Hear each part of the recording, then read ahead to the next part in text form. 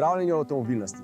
V prejšnji oddaji smo spoznali strokovnjaka, ki že 3 desetletja proučuje tako prodajne tehnike avtomobilskih tovarn, kot naše nakupne navade vseh evropskih kupcev. Povedal nam je, da ko odrastemo, praviloma ne kupimo enake oblike avtomobila, kot so ga vozili naši starši.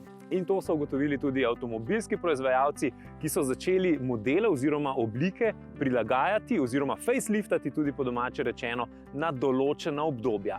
Razen parih izjem. In te niso rezervirane samo za superšportne avtomobile, ki so vsi praviloma brezčasni. No, ne vsi, tudi tam so izjeme in povsod po svetu enako oboževane. Velja tudi za kakšne drugačne izjeme, bolj dostopne. In če smo v preteklih oddajah se bolj posvečali trajnostnemu razvoju, ekologiji in pa prihodnosti mobilnosti, boste danes prišli na svoj račun tudi tisti, ki imate radi malo bolj športni segment avtomobilizma. 3 črke? GTI.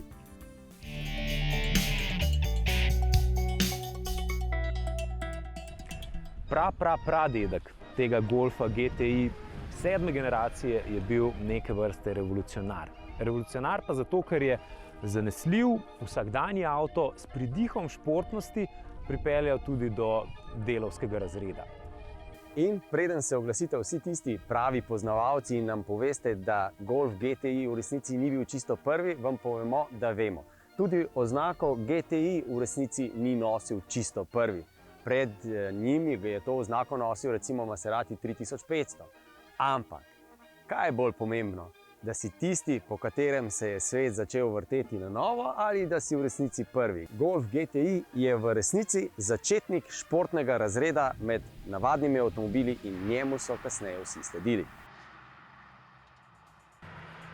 Ampak Golf GTI je za razliko od vseh superšportnikov, ki so svoje GTI sposobnosti in športnost dokazovali na tako imenovani modni pisti ali stezi, moral priboriti z golimi pestmi.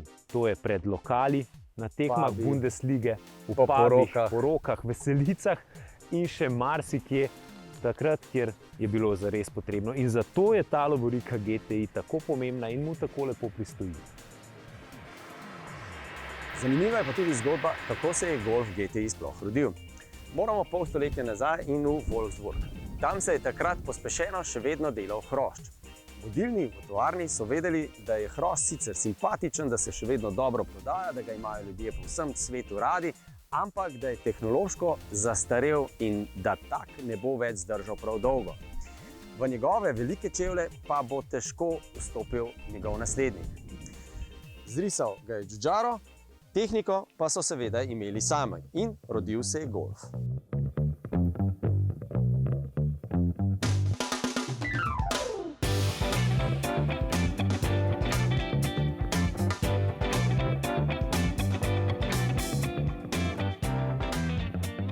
Da pa razložimo, kako se je rodil Golf GTI. Zato je kriv Anton Konrad, ki je bil bolj PR-ovec in marketingar kot pa kaj drugega.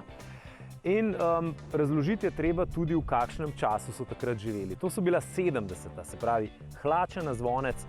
Takrat je bila še tista srajca iz poliestra, ki se je dobila vzdevek oziroma slogan operi in obleci pa sploh ne vonjaj.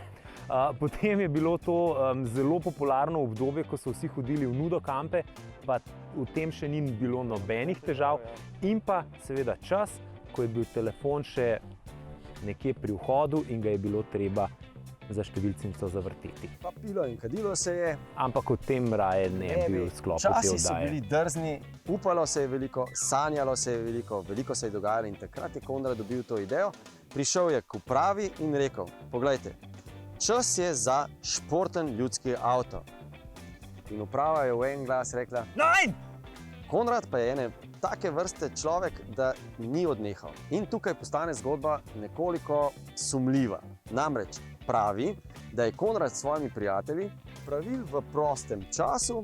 Tovarna in prosti čas, pa Nemčija, malo kontradiktorno. Ja, ampak če pustimo vse kot je, on je skupaj s svojimi sodelavci sestavil Golfa, postavil avto pred uprave, člane uprave, šefe in rekel, kaj pravite zdaj? Ja, so rekli, ampak so rekli, Konrad, takole bo.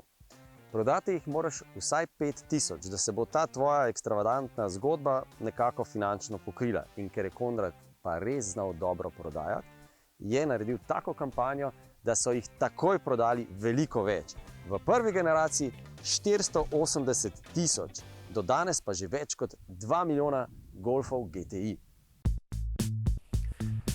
Iz Golfa GTI pa je nastal pravi kult GTI-jev. In ni treba iti daleč, samo spomladi se na očetovski dan. Kakšna simbolika, kdo pa kupuje največ GTI-jev? Odpeljite čez mejo v Avstrijo ob Wörthersee, kjer boste spoznali 200 000 ljubiteljev GTI-jev iz celotne Evrope, morda celo širše.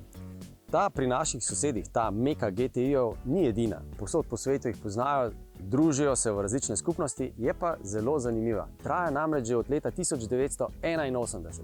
Od takrat do danes pa se je veliko stvari spremenilo tudi pri Golfu GTI. Dobil je namreč tudi veliko bratov, ki so po mišicah zelo podobni, ampak ne enaki, in vsak ima svojo GTI zgodbo. Danes predstavljamo 3. Spoznajmo to bratovščino mišičnjakov.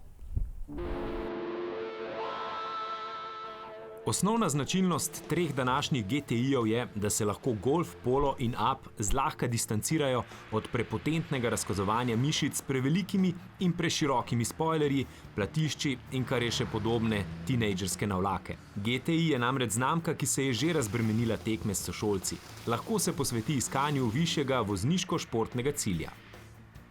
Tako noben od njih ne išče več pobalinstva, temveč višjo raven inženirskega mojstrstva. In to se kaže še zlasti v dejstvu, da so našli odlično stičišče sicer nasprotujočih si teženj. Raven potovalnega udobja je primerna za vsak dan. Motorna eksplozivnost in lega na cesti pa poskrbita za tiste posvečene trenutke oziroma cestne odseke. Morda se mojstrske veščine inženirjev iz Wolfsburga še nekoliko bolj očitno pokažejo pri malem Upu GTI, saj ta ponudi resnično veliko vozniškega užitka v primerjavi s konkurenco. Pri tem pa je ključnega pomena Upova odlična osnovna konstrukcija. In dejansko se v tem skriva recept.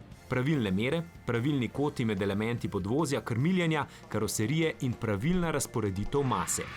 To je tista osnova, ki zagotovi pravilno usmerjenost cilj v ovinkih in s tem užitek v dinamični vožnji.